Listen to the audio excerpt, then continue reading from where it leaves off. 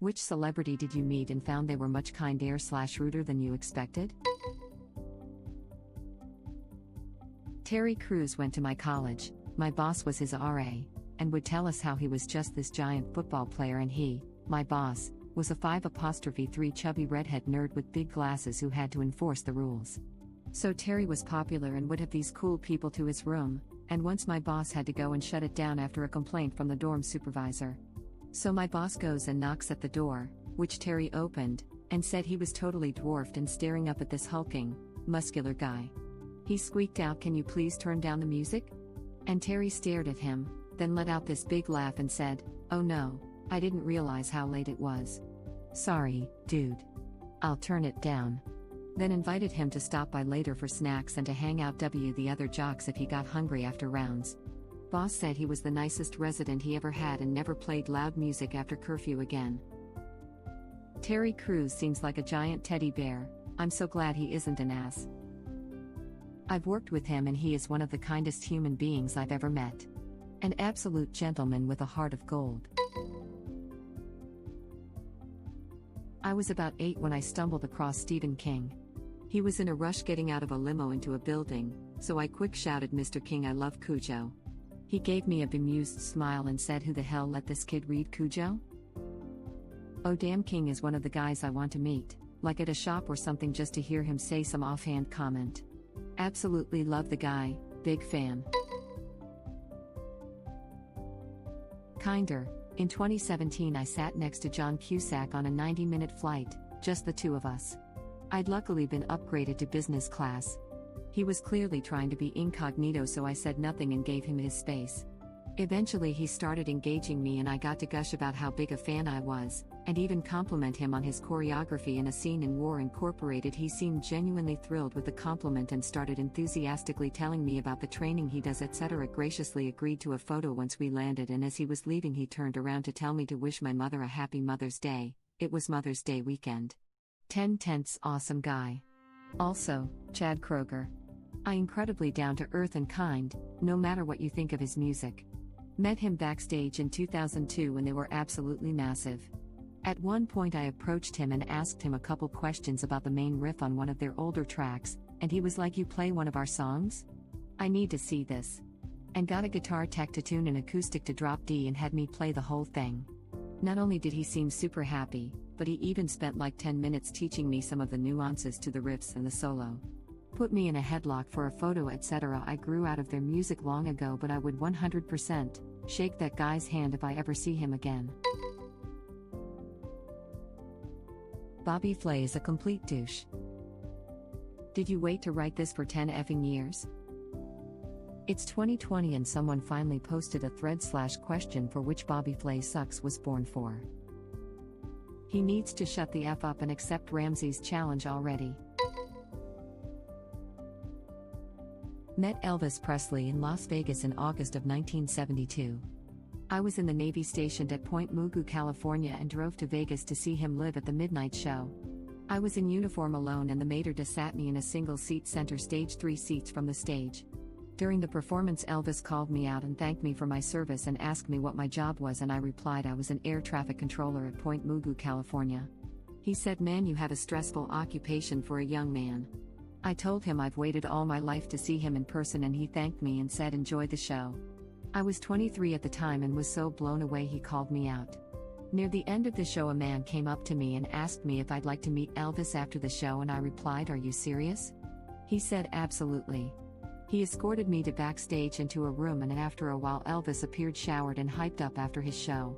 He sat down next to me and talked about his army service and wanted to know where I was from and what I was going to do, spin discharge, how I like serving my country and what music I listened to, about my parents and my sisters. He was so down to earth and so polite. We spent 20 minutes or so just talking, and he said he needed to get upstairs and try to unwind so he could sleep. I asked him for an autograph and he gave me one and a couple of autographed photos, and Joe Esposito escorted me downstairs and I thanked him for his kindness, and he told me Elvis enjoyed the meeting more than me. I was so excited and it took me a month to come down off my buzz. He was absolutely so down to earth and really interested in what was going on in my life. I will remember this until the day I die. It was the most exciting thing I've ever experienced in my life. I have so much respect for him and was devastated in '77 when I heard he passed away. Maybe we will see each other on the other side. I hope. Nick Offerman is a gem of a human being. He came to my small college in an Illinois suburb for a book tour thing, and I was in an a cappella group at the time, and we were rehearsing in the building where he was doing the signing, and he accidentally walked in on us and ended up staying to listen to a song, complimented us, hung out for 5 minutes and signed stuff for all of us. Super genuine, funny guy. Nick Offerman was a fine arts major at the University of Illinois, and I worked in the ticket office in the university's main performing arts center years after he graduated. He was on campus for the American Ham Tour, and as I'm sitting at the ticket office counter during the day shift, I see him walking slowly through the main lobby with another person when he stops, points at a random spot on the ground, and says, "That's where I lost my virginity." And then just continues on his way. I worked with Mads Mikkelsen. He is the nicest person you will ever meet. Zero ego. Just a pleasure to work with. Oh my god. I just finished Hannibal and I am so mad at myself for being so charmed by that man. Mr. T. When I was in high school, early 1990s, my friends and I worked at a golf course that was across the street from Mr. T's house. During lunch, my friends and I would walk 5 minutes to the downtown area for lunch. One day while we are walking to lunch, Mr. T was pulling into his gated driveway. We said, "Hey Mr. T," and waved at him. He asked us what we were doing, and after finding out we were going to lunch, he invited us to have lunch with him since that is what he was doing. We're sitting on his patio eating grilled chicken with Mr. T telling stories about growing up poor and working really hard to earn what he had. He talked a lot about family and its importance to him. It was pretty surreal. Mr. T was just the persona. He was actually a very funny, down-to-earth and truthfully empathetic guy. Every day after that, whenever we would see Mr. T, he would always say hi and take a few minutes to chat. And everything was always so positive. I always greatly respected him after that day. Saw Ryan Gosling at my brother's graduation. His mom was graduating with a master's degree from same school. Ryan sat in front of me. He clapped for every kid who got on stage to get their diploma. I was so tired from such a long ceremony that I almost didn't even clap for my brother. Embarrassed smiley face. This is my time to shine. I won't go into too many details for privacy, but I was at an industry party where I happened to befriend a small group of people who I later found out were Ryan Gosling's posse. Ryan wasn't there and we just hung out and drank at the party all night and became friends. When the time came to leave, I offered them a ride to their hotel as I'm local and they were visiting, and they happily accepted. But when we got to my car, I saw I had a flat tire. I was horribly embarrassed, but they said not to worry about it and they would have their friend come pick them up. This was before Uber and Lyft became popular. So they're all drunk and Instagramming the scene while I'm on my hands and knees trying to change my flat tire when a black Cadillac Escalade rolls up and Ryan Gosling hopped out of the back and herded his drunk friends in the car. I thought that would be that, but he walked over to me and told me he was calling a tow company to take my car to a shop and get a new tire on, and thanked me for helping his friends, said "Good luck, buddy," and disappeared into the night like a effing rock star hipster Jesus. Put the tow and the tire on his card. Needless to say, I think Ryan Gosling is a good guy. Ryan Gosling hopped out of the back and herded his drunk friends in the car. I can see this scene, but I still really want to see this scene. I love Ryan. He seems so cool but so kind, from everything I hear about him. He never finishes his cereal, though. A few years ago, Tenacious D played a concert in Kuala Lumpur. The building the concert was in was pretty small, and there's no way they made a lot of money from the show. Despite that, after the show was over, Jack Black came back out on the stage and just chatted and joked around with people for like an hour. My buddy yelled out, "I love your shirt." Jack Black yelled back, "I love your shirt. Trade me." Then he took off his shirt and threw it to my buddy, who threw his shirt to Jack Black. Jack Black threw my friend's shirt back after pretending to try it on. My friend is much thinner than Black, haha, and then told him to keep his shirt from the concert. It was a great experience. Edit, off. Can confirm. Jack Black is an awesome guy. My ex-sister-in-law is his personal assistant. When she broke up with her boyfriend, they let her live with them until she found an apt. My ex and I helped move her furniture into their basement and stayed at their house a night, and he was so nice and welcoming and was genuinely interested in where we're from, the Midwest, and our lives. Thank God, you would have broken my heart if he was trash. Me too. Love Jack Black. My first job was on the set of one of his movies, and he introduced himself on day one, remembered my name, and even yelled it out at me to come over and say hi one day when he saw me and another crewmate skating downtown. He, his wife and kids were out on a weekend stroll, and he came over to introduce us all. Super kind and warm to everyone on the crew for all 3 months that we worked. 10 tenths. That's awesome. Dude literally gave him the shirt off his back. Was at the Blue Lagoon in Iceland, and someone floated by me that I recognized but couldn't put a name to. I kept stealing glances at him to try and figure out who he was. When I finally figured out it was Ryan Gosling, he must have seen the realization on my face, because he smiled at me, winked, and put his finger over his lips in a should gesture. I think no one else had recognized him. He had a full beard. Left him alone, as you do, but I'll always remember that wink. I'd give anything to be winked at by Ryan Gosling. I'm a straight man, and I'd do anything to be winked at by Ryan Gosling too.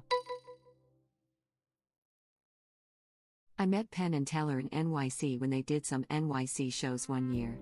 They had a meet and greet, and I got to meet both of them.